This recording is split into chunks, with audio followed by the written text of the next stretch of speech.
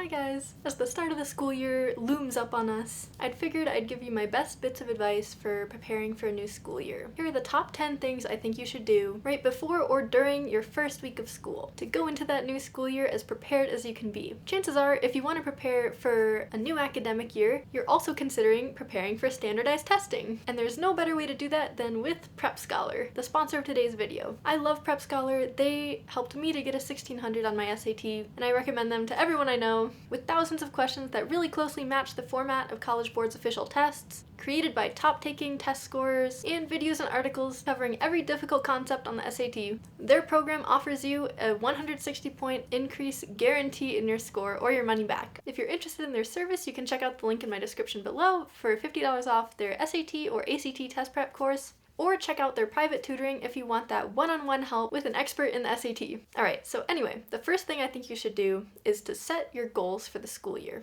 I make New Year's resolutions for every new semester to motivate me to improve, and I find that that works better than setting resolutions for a full year, like every January, because it's easier to trick your brain into following through with things for just a couple months rather than a whole year, and you can more easily readjust your goals as they change throughout the year. So I recommend writing the biggest goals you have for yourself this year down on a piece of paper. Also write what you'll need to do to get those things done so you have actionable steps to take instead of just a vague sense of your goal. What can you do to help keep these goals afloat? Since you'll have a lot going on, it's hard to keep everything afloat at once. I'll make another video on doing this reflection and how this helped me after a really rough semester I had, but in general, make sure to write all of this down, because writing it down physically makes it so you can't ignore the goals that you set for yourself. It makes it more likely that you'll actually follow through. So the second step is one of the more fun ones. That's prepping your school supplies. Stock up on notebooks, pens, pencils, and everything else you'll need for the year. This is a good time to empty out your backpack and lunch bag and put them through the wash so that you start off with a nice clean slate and clean supplies for the new year. You might have to wait until you get your syllabus or understand more about the classes you'll be taking before you go too crazy and buy everything in the Office Max, so sometimes it's good to wait a few days into the school year before you go shopping. The next step is to read through the syllabus or any welcome information you get for every single one of your classes. This helps you not get surprised by anything later on in the semester. The most important thing to figure out is where you're going on the first day, so if you can try to scout out your classes ahead of time, if you're unfamiliar where they are, this will help you avoid being late on the first day, which is a little bit of a tragedy. You'll also know what textbooks or books you need to acquire for the year, and on the first couple days in your classes, you can start on making those accounts to websites and educational resources that your teachers might give you. The syllabus can also tell you how much of the class is going to be based on tests, projects, homework. This will give you a better sense of how much time you're going to have to spend on this class, both on things like group work, homework assignments, and studying for exams. If you're in college and your school uses Atlas or something similar, you can actually see the average workload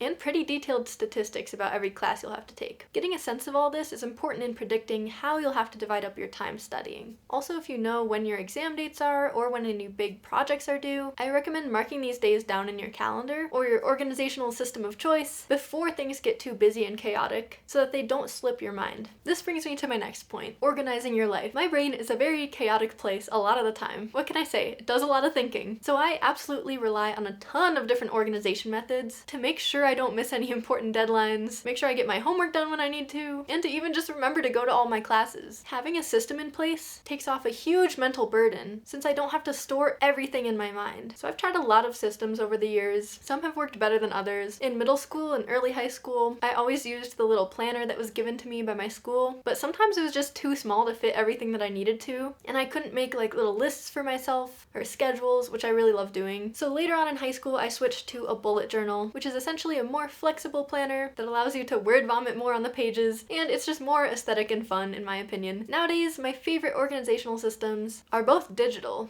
I have my Google Calendar and my Notion, and I don't know what I would do without them. I still do keep a bullet journal for fun, but it's more for motivation and less for keeping my life together. So on my Google Calendar, I mark every single one of my lectures and club meetings with their location on campus. In Notion, I not only have a page for all of my goals and planning, my brainstorming, but I also have a to-do list page, a schedule page where I can make a rough schedule for myself for the day or the week, and I even have a page with every single one of my assignments and their due date. I thought the last one was a little bit excessive, impressive, but it can be motivating to check off the boxes. I learned that I prefer to track my assignments about 1 or 2 weeks at a time, so I don't get too overwhelmed by everything that I have to do for the semester or the year. But now is the time to figure out what works for you and what doesn't. Think about your past semester, and if that one didn't work so well, maybe test out a new system to keep track of everything you need to do. It's also a good time to clear out your inbox and your Google Drive, and make a little folder in your Google Drive for each one of your classes. It's like a digital spring cleaning, but it's even more exciting since it's back to school season, and you'll actually be motivated to get yourself organized so you can start fresh. So the first week is also a great time to review any concepts that you need to. You need to figure out if you're rusty in things that are going to build on each other in these classes or future ones. This is especially important for the math classes. So do a bit of review on Khan Academy if you can't remember certain topics, because nothing's worse than struggling in a class because you don't know the fundamental concepts from another class well enough. Ask your teachers what they would recommend you do if you're in this boat. They might be able to recommend some great resources for you. Advocating for yourself is one of the most important things, even though it's scary, but it's a great time to push yourself outside of your comfort zone and get used to doing that. You also want to be keeping an eye out for any new opportunities. The beginning of the school year is a really exciting time. People are always more open to becoming friends, forming new groups. Clubs and organizations will start recruiting pretty early on, and it's a great time to try something new that you've been meaning to. Maybe try out for the hockey team or audition for the lead role in your school's play. Take risks and push yourself. Put yourself out there as much as you can, especially during those first few weeks. Now, one of the biggest secrets to doing well in your classes is getting to know your teachers or your professors. Don't be a teacher's pet or anything, but just know that teachers are people too, and they'll usually give you more forgiveness on things if you're friendly with them and treat them like they're human beings. Try introducing yourself after class on the first day and talking to them about their research if you're in college, or maybe just the subject they teach, or a cool hobby that they mentioned during class if you're a high school student or a middle schooler. Or you can ask for their advice in applying to colleges or grad school, or just generally planning for your future. Forming connections with people who are older and wiser than you can be really helpful in deciding what you want to do with your life. It's also helpful to have talked to your teacher at least a couple times in a more friendly context if you have to ask them for an extension on an assignment, or if you need a recommendation letter. I promise you it'll make their day brighter, and it'll probably help you gain an important mentor in your life. You also want to introduce yourself to at least one other person in the class. It's really important to get to know at least one other student in each of your classes the first week. Like I said, people are more open to introducing themselves, forming new groups during the first month or so of school. So this is a great time to make new friends. If you don't know anyone in the class and you're a little intimidated, try talking to the people surrounding you and getting all of their numbers on the first day so you guys can make a group chat. This will be really helpful if you ever need help on homework but don't feel comfortable emailing the teacher about it. You guys can go out for coffee and study together for big exams, do homework together over FaceTime. Even if these people don't end up being your closest friends, having acquaintances in your classes just makes school less dreadful, and it keeps your spirits up. It also makes it easier to find a project group if they're not randomly assigned and you ever have a big project. It's just a really helpful thing to do. The next step is to figure out some way that you can get everything you need to done. The transition from summer to school is sometimes really tough because you go from choosing how you get to spend your time to having a very set schedule in most cases. I find that my screen time is my biggest barrier to getting things done, since sometimes I'll just mindlessly scroll Instagram Reels for hours,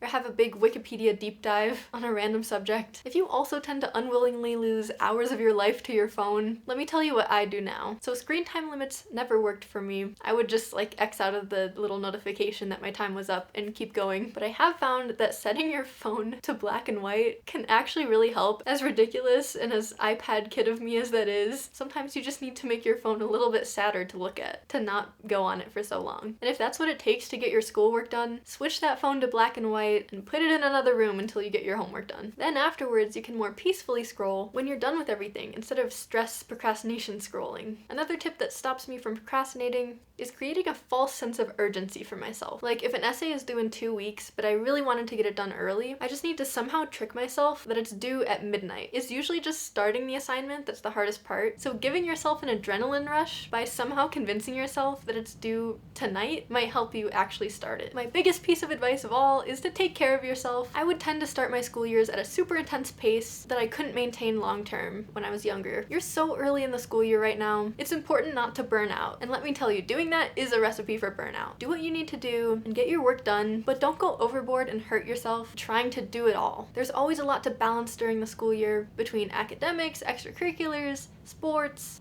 a job, your social life, family responsibilities, it's important to know what you're okay with letting fall through the cracks. Try to maintain at least a somewhat decent sleep schedule. Like, of course the goal is always 8 or more hours, but realistically, aim for at least 6 hours a night, or else you're probably going to be miserable for the entire year. If you were a bit nocturnal over the summer, try to readjust your sleep schedule a few nights before the start of school, so you're not exhausted for the first few days. Be sure you make time to eat and sleep and take care of yourself, because nothing is more important than that. I hope these tips helped you get more excited about going back to school and helped prepare you a little bit for a new school year and a new adventure. I hope you ace all your classes and have a lot of fun doing it, if that's possible. Good luck and get some sleep for your first day. It'll be great. Also, be sure to check out the link in the description if you want to get a head start on test prep and get $50 off Prep Scholar's online program. Thanks so much for watching, and I'll see you soon.